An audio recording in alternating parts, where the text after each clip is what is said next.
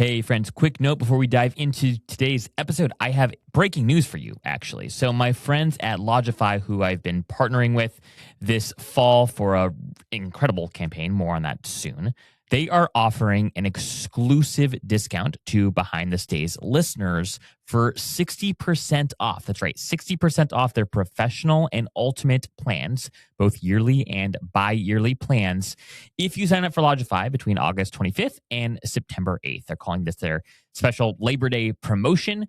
So if you've been looking for a new PMS or wanting to experiment with the PMS for the first time, I can't recommend Logify enough. I talk about this all the time on this podcast, but I do believe independent hospitality is having a moment, and I think Logify is really built for the entrepreneurs at the center of this moment, especially ones that are just starting out. So they're building their first collection of homes or their first boutique hotel. So give Logify a look. Again, you can go and find the special link in the show notes below. Just go and scroll on down, click on to the landing page there. And again, if you sign up between August 25th and September 8th, you will get 60% off. This is an exclusive discount. Again, use the code BTS60 for 60% off yearly or bi-yearly plans. All right, guys, enjoy the show. If you truly think you're onto something, you got to double down, you got to commit, and you got to be somewhat maybe calculated, but crazy. It's got to crazy to the extent that it's got to drive you nuts enough to want to do it a certain way. And that certain way isn't a playbook. It isn't something you learned in Switzerland. It's that you just know that this place is special and you want to share it in a certain way.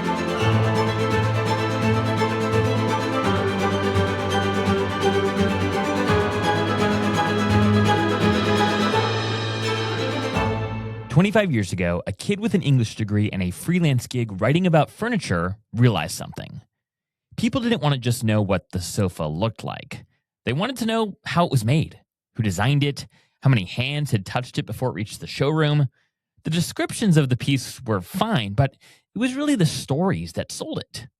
That kid was Matt Ferebee, and that instinct, that the story behind the thing is more valuable than the thing itself, became the foundation of FerebeeLane, the boutique brand and guest experience agency that he co-founded with his partner Josh Lane over 2 decades ago.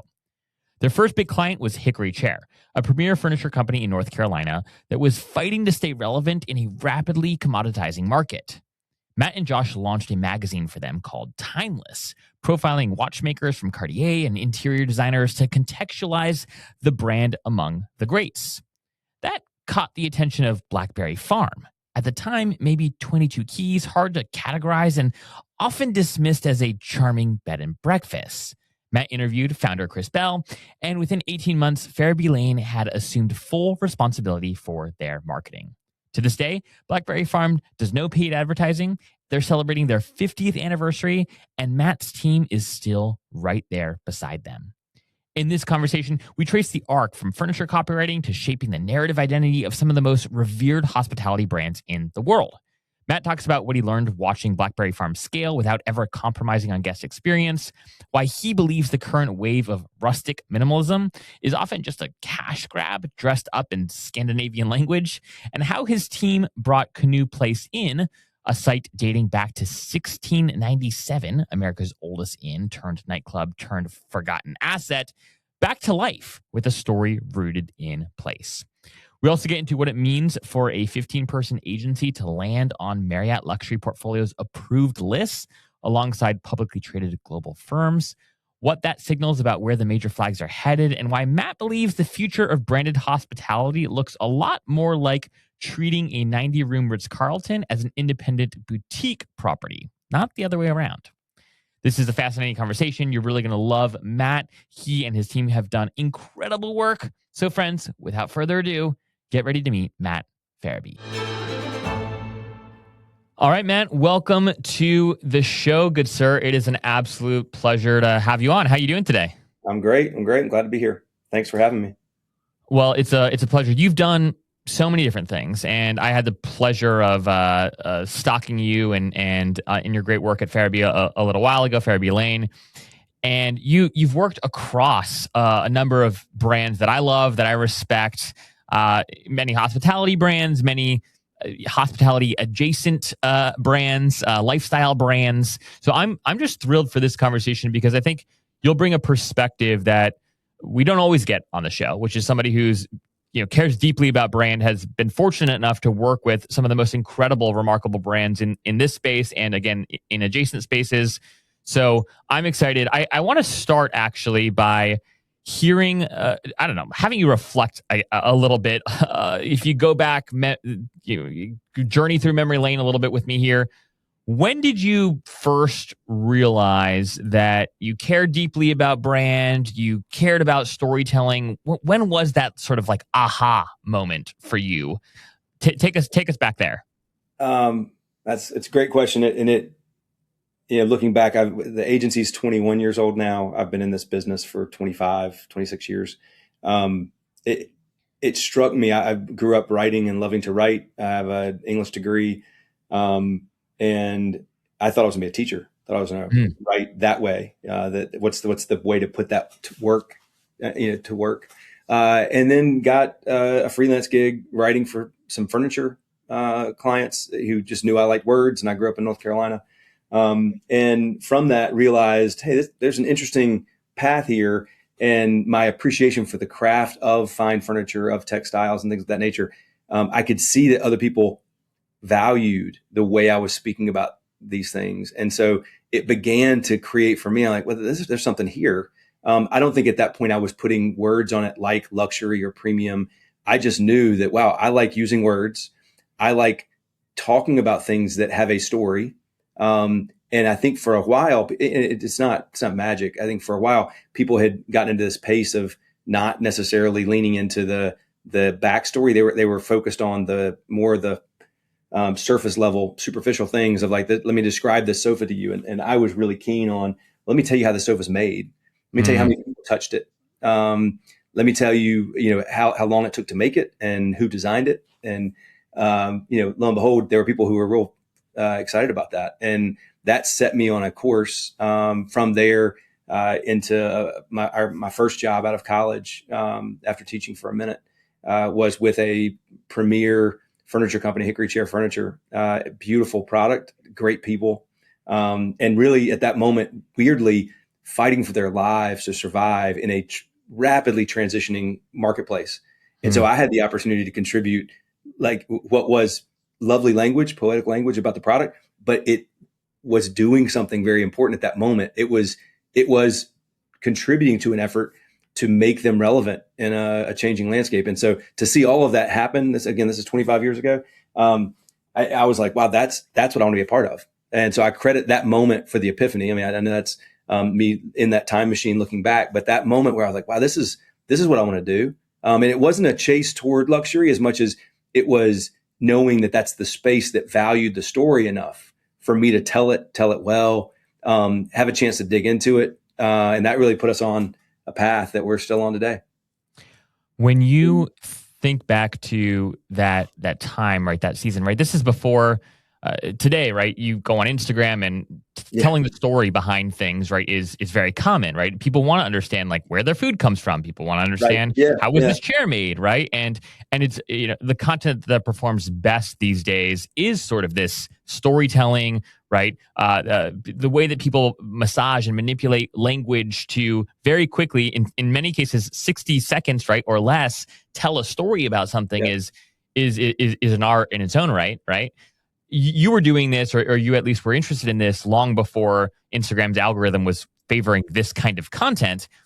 At that time, was there, like, talk to us a little bit about sort of how much respect, how much care people, like the general consumer, population, if you will. You could even carve this out to maybe even just the luxury segment. Were people attracted to storytelling at this time? This was like fast fashion. It was like the hotels that were popping up were all very, cookie cutter, right? Like at least that seems to be where the money was. That's where the attention was.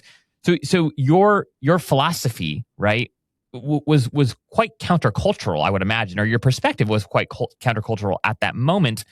Did you feel like an early adopter of storytelling or articulating sort of like the craftspeople's vision for something? Like how, I guess, lonely were you in your perspective back then? it felt it. One, we were young enough, and so by that point, we had, as the agency started, my partner and I, we were young enough to where all we knew that we were hustling, we were working hard, we were working long hours.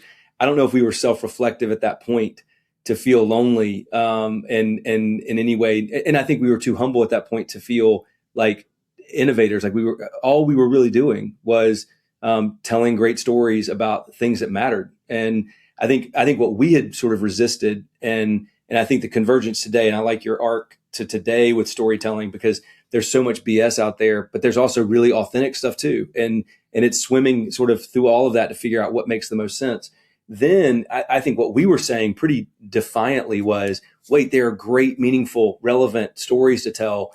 Who's telling them? And that felt like a fairly high-minded academic pursuit in a world of flimsier, more expensive, and at that point, kind of commoditized luxury, which you had, everybody wanted the same German automobile. Everybody wanted the same fine watches. And it wasn't that each was getting its own expressive sort of narrative behind it. And people, or perhaps, let me flip that a bit. It wasn't that the emerging wealthy sector was necessarily drawn to the nuances of each of those individual luxuries. They were drawn to, what am I being told in mainstream media is great luxury? What's the brand? What's the brand? And I think what we began saying was like, man, there's room if you find the right audiences who love nuance, who love this. I think we were speaking to audiences who cared about craft, who loved saying, well, it's not just, this isn't the typical thing. This is sort of like that, except it's from a smaller town in Switzerland, except it's made by 8 people instead of 800. And, those sort of nuances, I think, were fun stories for us to tell. And I think they, I won't say that they predicted it, because I don't think we felt at that point very clairvoyant to what we were doing. We just we believed that commoditized selling was not something we were interested in, nor was sort of the flimsier sense of urgency and fear of missing out. That wasn't the game we were playing. And so we got excited about it. We told those stories in really interesting ways, and it began to draw people to us. And that was interesting for us too, is that we began telling these stories without many guardrails. It was just like, hey, you know what? This is how we're going to do it. And we started building relationships that way. And so Hickory Chair led to Le Creuset, led to BlackBerry Farm, and it was this stack of people who were all like, wait, we have a product, we have a thing that's weird, that has a great story, but people don't really understand it. And all of a sudden it was that. So there's that wrinkle for us that the luxuries that we love are those that are a little asymmetrical, a little out of sync with the primary, clearest, easiest path. And that's the ones where we really thrive. It's like, hey, let's get in there. Let's tell that story. So for us, it felt like we were doing something interesting that others weren't. I don't think we were alone, but I do think that there were people pushing back on the obvious narratives and the easy luxury answers. And those of us who were doing that, I think, set some of the pace for what would become. And then tech comes in to sort of really enable it. And you start seeing that's an earnest and thoughtful story being told. I was just, I don't know if you followed Fern, the fragrance manufacturer out of the UK. I know of it. I think I follow them on Instagram, and I see their content every once in a while. It's such a remarkably rich and layered thing. And I'm like, man, anybody that wants to talk about the negativity and the downside of modern storytelling in social media, it's too short. It's baiting. It's either rage baiting or it's love baiting or something.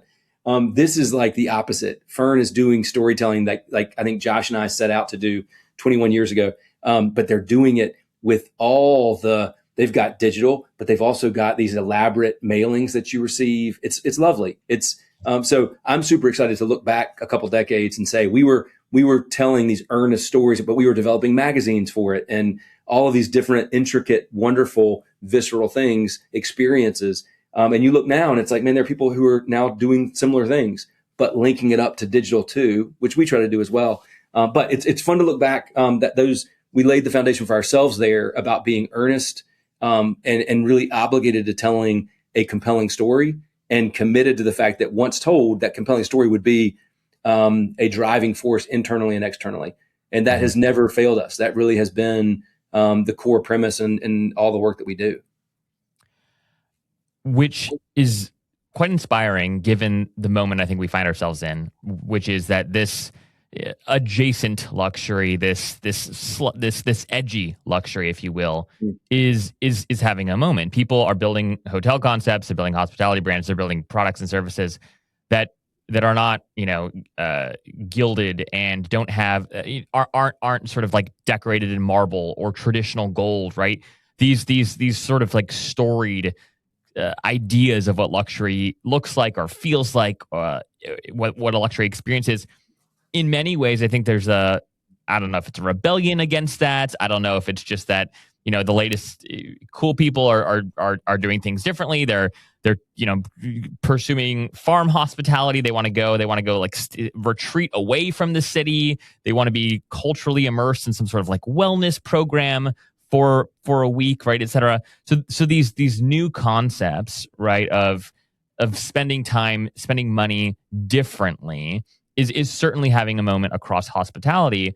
You mentioned BlackBerry Farm, and I want to go back to that story. How did you first meet them? Where were they? I think you guys have been working with them for almost 2 decades or so, right? So you knew them before we know them, before the world knew them as they are today. How did that relationship transpire? And tell us that story. And then how have you watched them sort of evolve? And are there any parallels or any analysis you can make on their evolution and what that has done for the broader hospitality industry? Yeah, man, I could talk for a while about BlackBerry. So near and dear to my heart.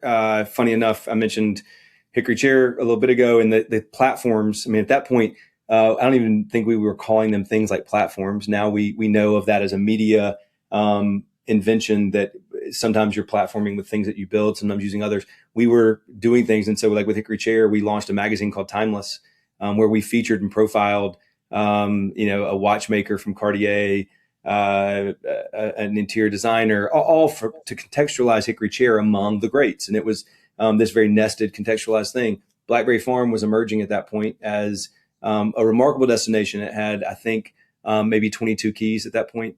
And we, again, early on, 21 years ago, we had no guardrails. We had no sense of what couldn't or shouldn't be done. And we're like, hey, we're going to talk to them. And we knew somebody. And so I interviewed Chris Bell, the founder of BlackBerry Farm. And that's how our relationship with them began. She liked the way that we talked about her, that I spoke about them, and how we articulated what was for many people a really challenging idea. It's that they would often come back and say, this charming bed and breakfast. Well, it wasn't. This charming inn. Well, not really. It's a hotel, but it's not a building. It's scattered. It's cottages. It's this. And so on and on and on. And we made sense of that with her, for them, and established some clear thinking about that. And within 18 months, we had, assumed all responsibilities for their marketing and advertising, which to this day, no paid advertising. So when I say marketing and advertising, I really mean we develop things that they own, magazines, catalogs, all of their direct to consumer communications, but they don't pay to market, which is in and of itself an interesting case study. What we have been a part of is, their meteoric climb to just standard status. Like they are such a high standard, and have set such a remarkable thing. People point to them. I say their name in Europe. I say their name in other, and people are like, of course, BlackBerry Farm. Yeah, of course. You know them? I'm like, yeah, we know them well. And so it's a fun thing to look at and be a part of. I think the interesting part that we have, certainly the pride that we take in having supported them and helped articulate their narrative. We didn't invent a story for them. We helped them shape and speak the story that was true to that place, and that was honest, and that compelled people to want to go and visit. We didn't try and stick a label that existed on it. We didn't try and call them something they weren't. And that original logic of a country estate and a classic American country estate, we first shaped that. And so that's really what this is. It's like having a friend who has a wonderful property, who tosses you the keys to the Land Rover and says, go fly fishing. My people are here to take care of you. And it's like, oh, okay. And that's really what it felt like early on and still does. What we watched them do was increasingly double down on that story and the genuine attraction of that story, even as they scaled. So for us as an agency, what we were a part of was that delicate balance of being true to who you are, understanding what people love about you. And at this point, quadrupled the key count. They've added private residences. It is every bit the remarkable experience it was. And at every turn, they only asked a few critical questions. One, they're incredibly shrewd business people. Is it worth doing it?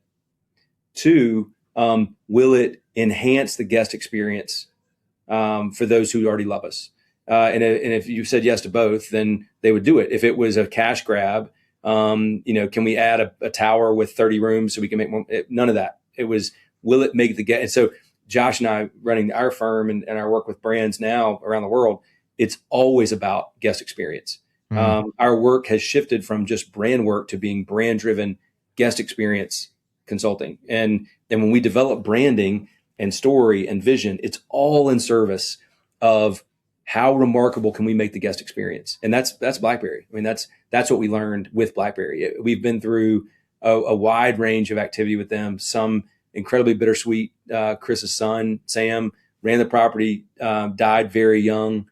And so to watch them with dignity and courage kind of shift gears in the midst of that, Mary Celeste, his widow, now runs the property with grace and is supported by the Bell family broadly. It's exciting. Like year after year, they maintain their excitement. They're celebrating their 50th anniversary right now. So we were privileged to support them in that. We just developed a book with them about that. And it's remarkable. They are as fresh as they have ever been. Same is true, weirdly, with Le Creuset. They're celebrating their 100th anniversary. And they make cast iron in a bunch of colors. And yet people still love them. New generations love them. And there's something about that we've watched and learned and been a part of, where tell a great story, tell it really well, but tell it with a mind and an eye for the audience, not for you, but for your audience. And I think that's the origin that we come from, that these stories that are really well told, carefully crafted, honestly spoken and shared, with the intent that you're trying to engage people. And like, to me, what better way to think about hospitality than that? And so we learned that from BlackBerry. I mean, I owe a great debt to the Bell family and to BlackBerry as a whole because of that. It's been such a privilege to be a part of that. It's taught us so much. It certainly has earned us traction and credibility with a lot of folks. But I'm at least proud enough to say that we paid attention the whole time. We were good students of that work, and it has made us, I think, very valuable to a lot of people. Not because we can translate what we did for BlackBerry. That's never been an interest. But we understand the dynamics of what that meant. I'll fast forward just for a second, Zach. You mentioned some of the new wave of hospitality. I think what people confuse about BlackBerry is they'll say, oh, look, a weird thing out in the middle of nowhere, Tennessee, and look what they were able to do. They have these rustic farmhouses, and look at the rate they're able to get. There are people who confuse that and think, there are a couple of properties come to mind. We can have these. We'll call it Scandinavian. We'll say that it's modern. What in truth it is it's cheap. It's spare. It is a minimal experience, not in a beautiful Axel Vervoet kind of way. It's minimal because someone is trying to hack the system, deliver less, and describe it as more. And I think that's a wave that we're seeing come, but I think it will also go. That's very different than what BlackBerry has done, where they have been headstrong in their delivery of a remarkable experience. And so the places that I get more excited about it, the honest, rustic, weird spaces that are emerging right now. And they're not always gold. They're not always frill. They're not precious, but they're honest. Their interest. I think about Quercus in Georgia. I think it's like 6 rooms just named to maybe 3. I don't know. Relais and Chateau, and the list can't get enough of it. It's in the middle of nowhere, Georgia, and they're just doing their thing really, really well. And you see that pop up in all these different weird places. There's a tiny little spot in the Hamptons, similarly, that it speaks their own story in their own way. I think the danger in that is that some people are staring at those weirder things and thinking, oh, I get it. We don't have to deliver great service and over the top stuff anymore. Now it can be rustic. There's a place that sees this. It's called The Other Side in Eleuthera. If you want to see a masterclass in hospitality, Ben and his team at The Other Side, what they are doing is not hacking a system saying we can deliver rustic cottages on the ocean. They're saying we can deliver the very best experience of a cottage, a classic, genuine, authentic cottage on a Bahamian island. And we can do it with finesse and service and generosity, and people love it. And that's the spirit of BlackBerry Farm that we bring with us. But it's why I'm able to look at some projects and I'm like, I totally see what you're doing. This is a cash grab where you're trying to deliver less, promise that it's more. It never is. And so I think I won't say all, many of the trends that we're watching where I still don't understand. I love micro cabins and things of that nature, but some of that and some of the big flags jumping into that, I don't fully understand where they see the value other than it's a trendy thing. In that sense, less is not more. And I think big brands are confused by that, thinking, oh, this is a low capex study in how you can put one over on the consumer. And I'm like, man, if that's the game, that's not the game that we're playing. So anyway, that's a long answer to a BlackBerry Farm question that still colors very much of our world.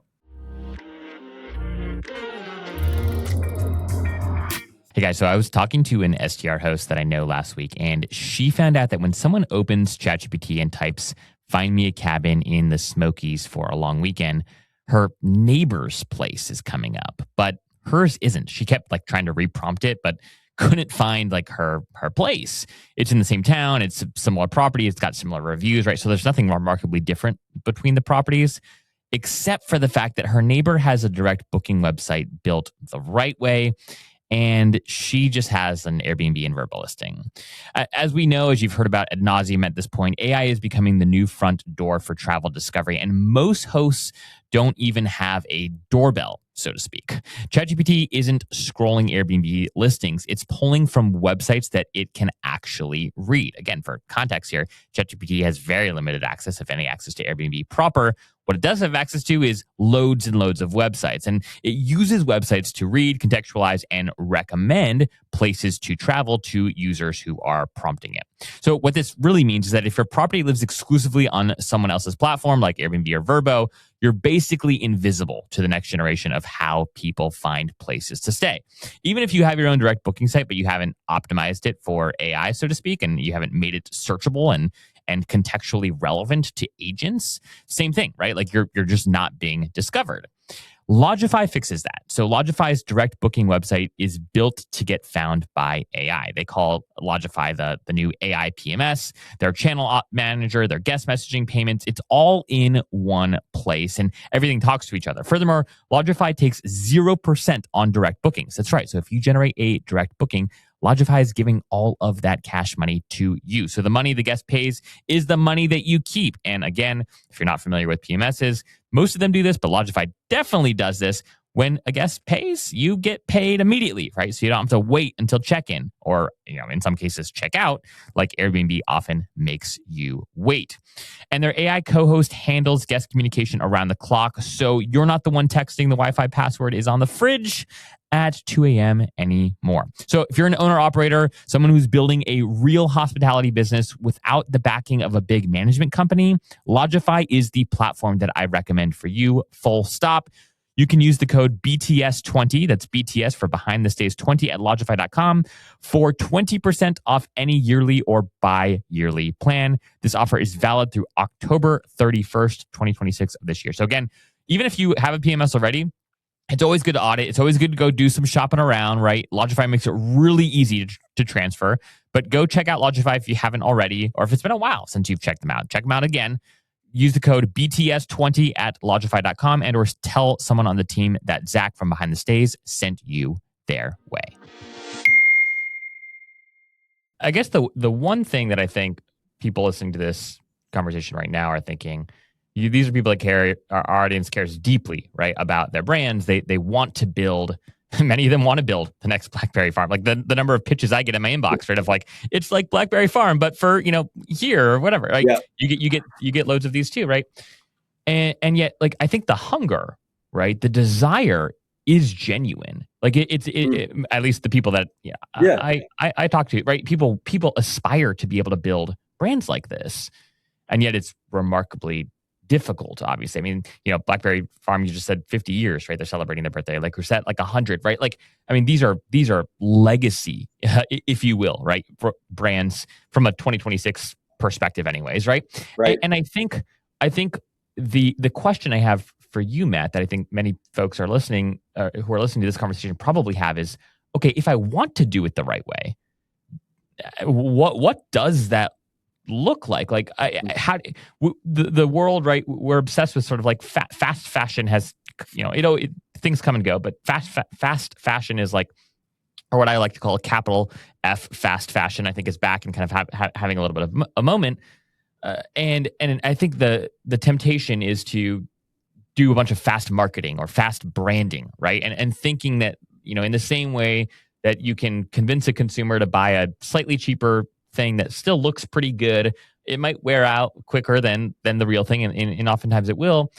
That's enough, right? To kind of get started. Do you how do you think about that? Is that bad thinking? Is that wrong thinking? Like, if the objective is to build something that is truly unique and truly unique in your context, right? Which can mean a lot of different things. What does that investment actually look like? I mean, right? We're not talking hotel operators, hotel owners, folks who are building these landscape resorts today.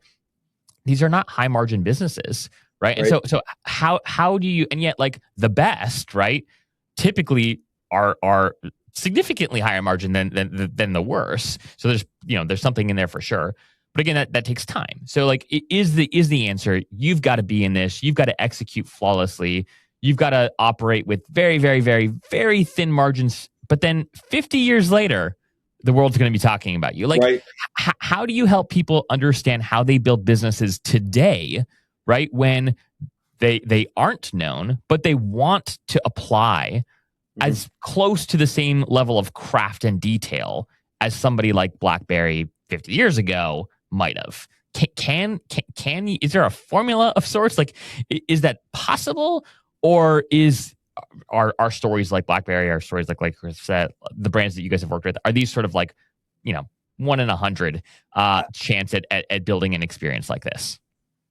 It's a great question. It's funny. I'm talking about similar things right now with my two boys. One is about to turn 21 and one's 23. And I've said to them, like, you don't have to commit to what your next 20 years looks like. And so if I put it through the lens of a dad counseling these young men who are trying to figure out their future, and they're like, what am I going to do? And how am I going to know if it's purposeful and important? And when I'm like, man, just think about the next 5 years. That's enough. And so that's weird advice that I give them, because it's pretty counter to the advice that I would give those investing in something like a hotel project. Because in that sense, I think you got to think about your grandkids. You got to think about 20 years out. And that's just the way that we're wired. It doesn't, but I think at the same time, the reason my counseling to my kids is 5 years out is that it shouldn't be debilitating, that you have to know what the future holds fully. But on the hotel side, on the hospitality side, I think so much of it, any brand, so much of it is, I think the world's been trained in these bursts of, direct to consumer, meteoric rise, and then private equity gets involved and it flips and you see it in Target or whatever. There's a success story and now an influencer born or whatever. I think on the hospitality side, to me, the real answer is, if you made a play, if you truly believe, if you truly like think you're onto something, you got to double down, you got to commit, and you got to be somewhat maybe calculated, but crazy. Like, it's got to crazy to the extent that, like, it's got to drive you nuts enough to want to do it a certain way. And that certain way isn't a playbook. It isn't something you learned in Switzerland. It's that you just know that this place is special and you want to share it in a certain way. And you're not even looking that closely at people like BlackBerry and elsewhere. You're just saying, what will make this thing here truly special? And a minute ago, you mentioned you said the word flawlessly. I even actually think that the flaws that emerge aren't the worst things in the world. It's like, because then you have the chance as a human to demonstrate to people that you can fix it, you can get it right, and there is no formulaic way. It's not like you get extra Bonvoy points. The way that if something happens in a big flagged hotel, somebody's coming your way to slide an accommodation your way to say sorry. When you're in this, in a truly remarkable place and something doesn't go right, what a wonderful opportunity to demonstrate to somebody the DNA of the place, the DNA of the people who run it.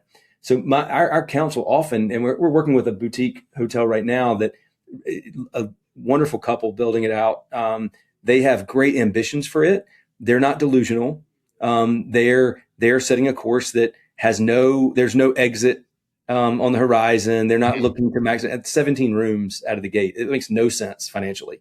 Now, where we are trying to help them understand is that there's plenty of operational opportunity for increased spend around every corner.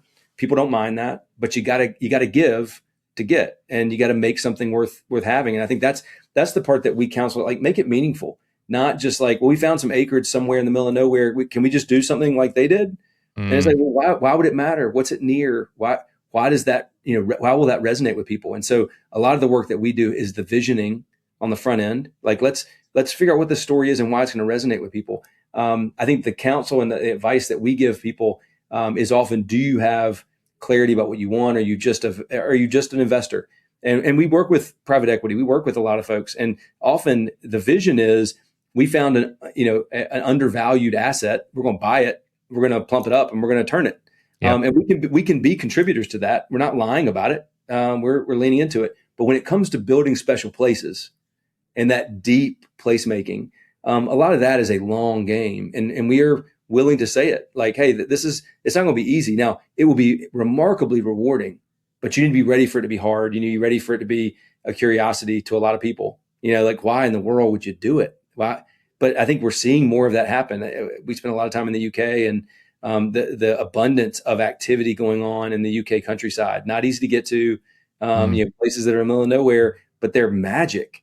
And it's because these places have history and a story, and some new young couple or family or a group of friends are saying, you know what, we could do something special here.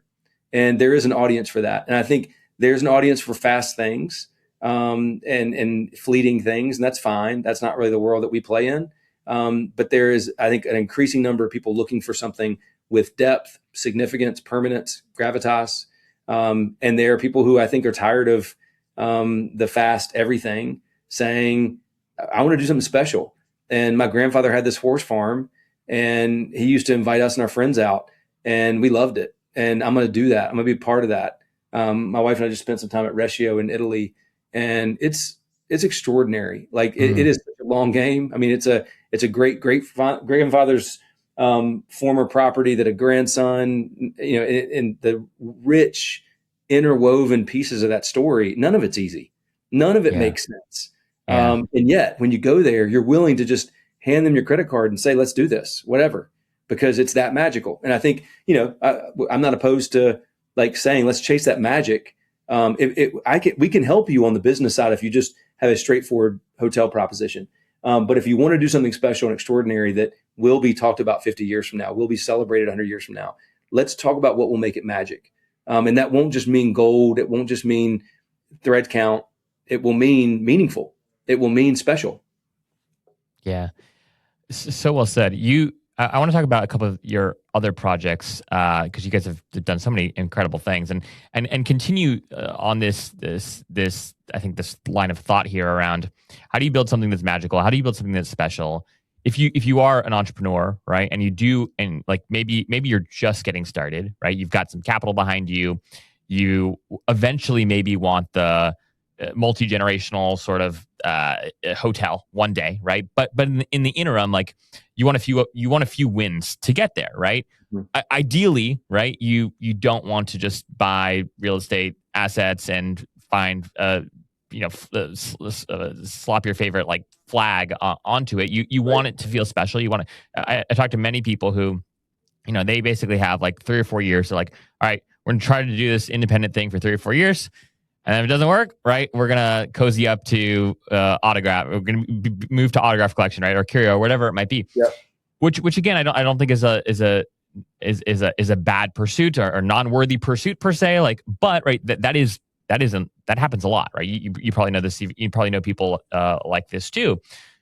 You guys did this incredible project with Canoe Place Inn, which I believe was America's like oldest inn. It was falling apart. You guys were able to, like, to put it lightly, you guys were able to sort of like find a way to resurrect like the story and the significance of the place. Like how do you do that? And the reason I want to dive into this story a little bit is because a lot of the folks I talk to have found some piece of land, whether it's an underappreciated asset or whether it's something that like a family has just owned for generations and it's functional and it's beautiful, but maybe not up to sort of like the luxury standards that, can command a $1,000 ADR or something like that, right?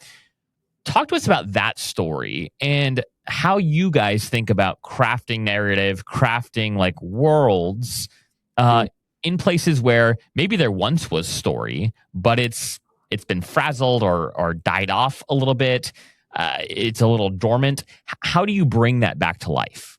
Yeah, that one in particular is interesting for many reasons. Canoe Place, it's the site of the oldest inn, and actually multiple properties have burned and decayed and whatever, because it was that way house, which was purportedly America's first, 1697, I think. Wow, so yeah, a long time ago. Insane. In the ensuing years, you had a variety of inns, you had other things, up into which you had a structure that became this bar, nightclub, scandalous operations operating out of it, all kinds of stuff. Well, these developers bought it. I don't think their original intention actually was to resuscitate it. I think they had ambitions beyond that. The community was keen that it not change, that it become what it could be, that its full potential of being an inn, et cetera.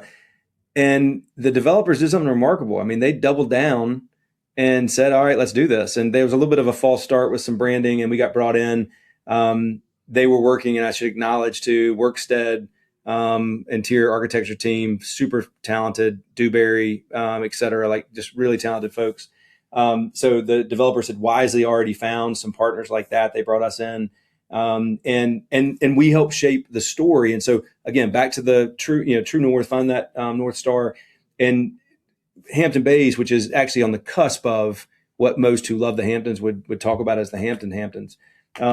And this was the first place the train stopped out of the city, coming out of Manhattan, going out Long Island toward the Hamptons, toward Montauk.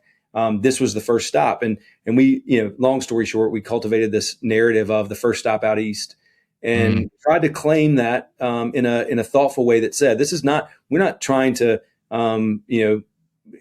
rejig the notion of what the Hamptons is. We're trying to say this is the way out, like on the way out east. And so we built that logic and this storyline of a garden by the sea, and then the developing team committed to it. And so what we started to cultivate was this sense of playful history, pulling a lot of those core ideas forward, developing this vibrant, not precious, not delicate, but pretty experience out by the ocean. And again, Workstead did a beautiful job with the interiors. It's a very American idea. So this notion of history came through. None of it was inexpensive to do. It was really elaborate. And the Recklers, Greg and Mitchell Reckler, the developing team, they committed to it. And I think the evidence of that you can see around the property.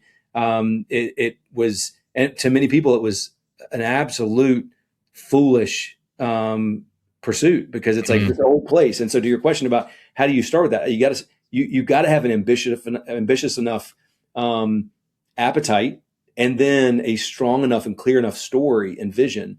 And I think once everybody got behind it, the things start to build their own momentum. And I think that's the part that crazy people, passionate people, artistic people will all share, that sort of tenacity where it's like, this is what I want it to be. And I guarantee there's no playbook that would have yielded Canoe Place, right? There are certainly playbooks on producing an AC or a JW Marriott. There are ways to do that and do that well. But there's no playbook for a 32-room cottage that once was a dance club, that once was, nothing. And so having that story and having a team that wants it and that immerses themselves in it, really fun to watch. And that's, we've experienced that with properties and with partners. But that's one where we can look to and say, the entire guest experience is now born of this core thinking. And that core thinking is what pulled us out of, oh no, how do we change the facade enough to not feel like that old nightclub? How do we change the name so that people don't associate Canoe Place with the CPI disco club, whatever it was.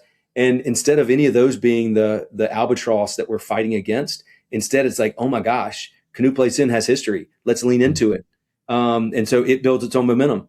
And that's, I can't say enough about, willing partners who are eager to and willing to hear a great story, and a powerful story that unifies everyone's effort. Both those things are requisite to making that kind of transformation happen. How often in your projects do you guys have to cultivate new story versus, hey, the story is just so obvious because of the place or because of the building, or like help me get a sense for that, because I think I was chatting with the CEO of Hotel Emma, which is this beautiful hotel in San Antonio. I'm not sure if you know them, right? And they have story just woven into every aspect of the project because of how long the hotel has been there.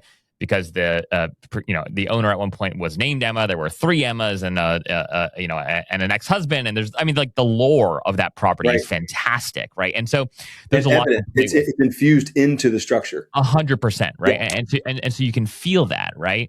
And so it feels very authentic when you're walking through like the lobby and you see the photos and you see the bar. Like it just makes sense. Talk to us about. So on the one hand, right? I think the temptation is like, well, of course, it's easy to build story around a place like this because of the property, right, and because of the infrastructure, et cetera, and just because this was all well documented and people that have lived there for generations know this story. So, let's say that that's the outlier, and most projects aren't quite like that. How do you think about building story versus finding a asset that already has story and just reviving it, if you will? Yeah. We're in the midst of a project right now. So I think I'm the first to admit that inheriting a beautiful legacy story, that greases every skid. Like we are able to move forward so easily. It doesn't mean that everybody can do it, because funny enough, like I'm amazed that some people ignore the narrative sitting right in front of them that could be leveraged in a project. That said, that is clearly, in our work, it's probably half and half. I won't call it an outlier, but man, we always welcome that moment when it's like, look at these stacks of archival things that we can draw from and clarify and pull through. And then there are places that are wonderful places, but they're not. We've got a project in Nomad, and it's new. The story is the neighborhood. The story is the people, the creativity, the energy. And so the thing at that point, the magic you're trying to harness is very different. It's not about the stamp of land. It's not about the building and its materials. It may be about the building's design. It may be about, but which we were not a part of. Like, so I can't even tap into that maybe. But our job then is to say, what is a resonant truth that can be apparent and expressed by this team, by this experience. And we get that assignment all the time. Like, hey, we need a story. And what's the story of this place, and how much of our story is the surrounding community? And we work with Ritz Carlton brand quite a bit. And that's their imperative is localize it, make it about the region and the place and the community. So we're now threading that needle to say it has to be specific to the brand and to this particular place. And yet it's how porous is that place to the community around it. So it's always a dance. Our people ask about our process all the time. It really does vary because it's especially in the circumstances where we show up. For the most part, we avoid folks who are like, their first inclination is to pay us to come make up a story, or worse, come convey a story that isn't genuine to the place because they desperately need to overcome lagging sales or bad reputation for service or whatever. And we're not really interested in that. At the same time, we're not flippant about those who have a nice new contemporary structure and need a narrative and a vision to drive it forward. That it's not everything that we're doing has a historic backdrop that we can lean into. And so in that case, we become operational partners trying to say, all right, what is it about this place that you can deliver on in a distinct way? What is it about the way that it leverages what's around it, the way that it offers things to guests and that experience? We're looking for anything. We're just in Vancouver in a kickoff with a client, and I mean, we're looking for anything that genuinely and meaningfully differentiates a property. And sometimes it's the most unusual thing. It's underground arrival in a city that gets real cold and real messy, and also gets real overrun with celebrities and folks who are making movies and great couture fashion scene. But to have an off-street VIP underground arrival was originally like, this is weird. Why is the lobby downstairs in a back of a parking deck? And to flip that and say, wait a second, this is an all VIP entry. And, and it's like, so and it's not just desperation, looking for whatever will be different, but instead saying, all right, how can we take these little points and make, and stitch them together in a way that is meaningful? And so I guess the answer to that question is more about, we immerse ourselves in a circumstance and really try to say, from a guest perspective, what about this can matter to me? And let that begin helping us hear a genuine story. It won't always be a dramatic theatrical story of history or legacy, but it may be a story of care. It may be a story of hospitality. It may be a story of discretion. And in this case, in Vancouver, it's about quiet discretion to say, this is where people stay who don't want to be bothered, who aren't looking for an overt scene. They want to be taken care of quietly. And, that too is a story. It's more of an abstract poetic story than one that has main characters and heroes of a history. But it's still very powerful and very effective. Yeah. Oh my gosh. I absolutely love it. That's a great example. I want to hear a little bit about, and just because I'm just trying to be cognizant of time here, so much more to talk about, but you guys recently were added to a preferred or approved agency list for Marriott's luxury portfolio, which, my understanding, I don't know that much about it, but from my limited research, I mean, that's an esteemed honor, very hard to do. It requires a global review, right? So talk to me a little bit about, I guess, first and foremost, like, what does that mean? And then two, more interestingly, how are you seeing the flags? We could just talk Marriott specifically here if you want, or you can be more general, whatever feels more appropriate to you. How are you seeing them shift to this moment, right? We obviously see no one hesitates or thinks twice about launching some new brand, right? There's more, there are more and more brands, every other week, every other day, it seems at times. Talk to me about your perspective on the state of the flags and how they're responding to this moment, where you think like their opportunity exists, and then maybe even more personally, how you guys think about working with very storied brands, like you mentioned the Ritz-Carlton, and yet making new projects feel different or feel distinct. Yeah. That was like three questions wrapped in one, Matt. But give me a sense for sort of the significance of this. I don't fully know is my first and honest answer. We are very proud and grateful to have been selected as part of that consortium. It's a handful of agencies, I think like 3 or 4. And we're one of the smallest in that mix. What I take from it is the expectation is that we are now approved in the sense that, we've have a more efficient path toward partnership with properties, which we're grateful for and excited about. I think the inclusion of us, in addition to several global massive firms, publicly traded and, thousands of headcount of heft behind their work, to include an agency like ours, and by rate, we're not radically different, which used to scare me to say, but like that's, we're not a decision in a value sense. I think in a positive way.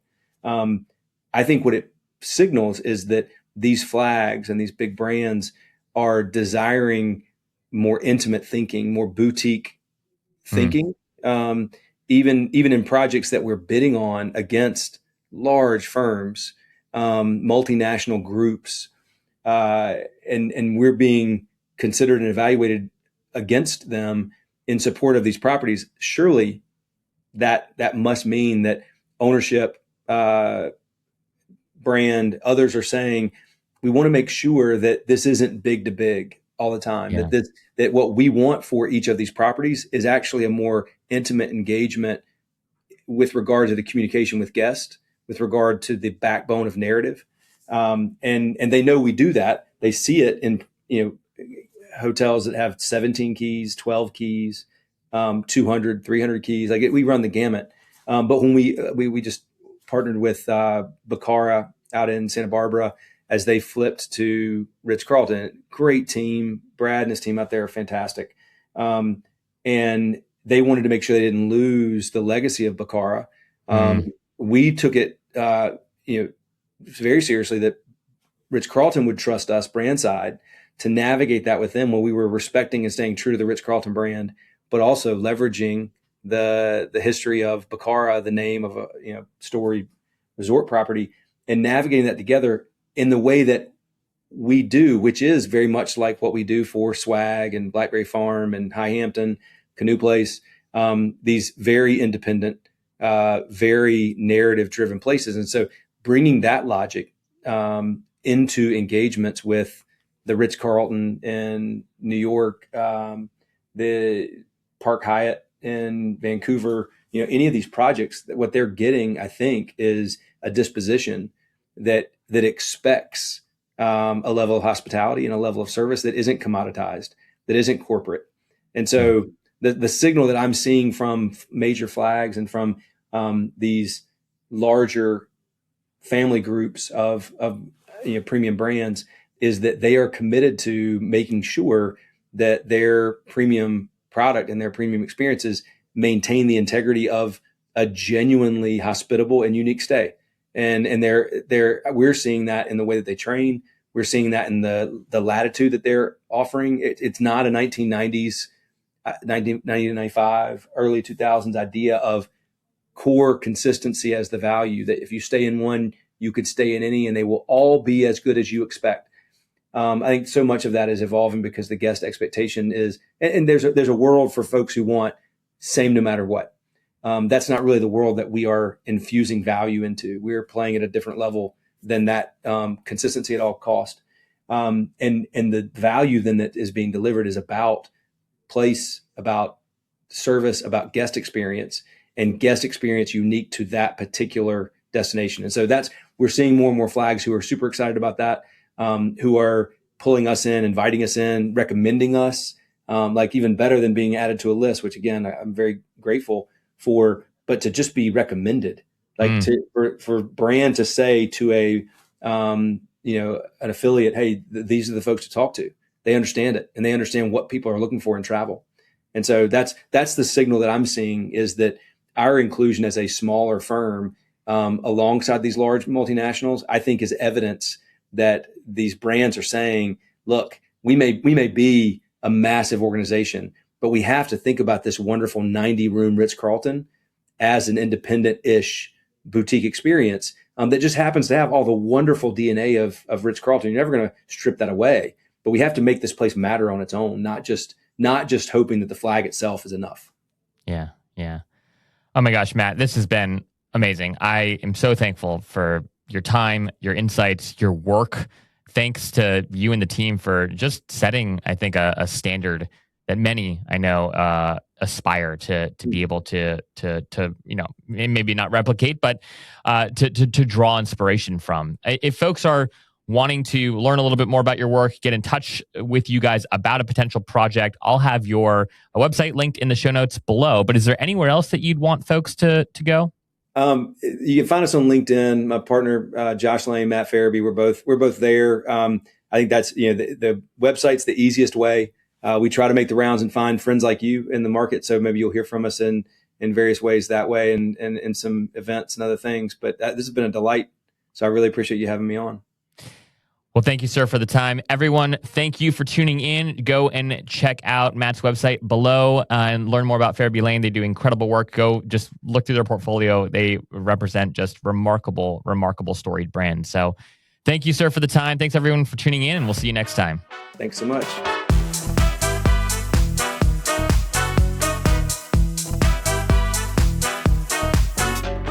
Hey friends, thanks for joining us for this episode of Behind the Stays. I'd love to know what you thought of the episode. Feel free to shoot me a DM on Instagram at Behind the Stays or send me an email at zach@journey.com. If this is your first time tuning in, it's a pleasure to have you and we hope to have you back again soon. But if you've been a listener for a while, I'd greatly appreciate if you'd subscribe to the show if you aren't already, and then leave us a rating and review of the show wherever you're streaming this podcast. Oh, and if you know a hotelier or a hospitality entrepreneur that's building something new and novel, I invite you to introduce them to me so that my team and I can discuss bringing them on the show. Again, you can just shoot me an email at zach@journey.com or a DM on Instagram. Behind the Scenes is brought to you by Journey, a next-generation loyalty program built for the modern traveler. We're looking to onboard new boutique hotels, unique stays, and the top vacation rental management companies onto our platform every day. If you're a hospitality entrepreneur who has a stay or a collection of stays with soul, we'd love for you to apply to join our alliance at journey.com/alliance. Again, that's journey.com/alliance. Thanks for being here, y'all. We will see you next time.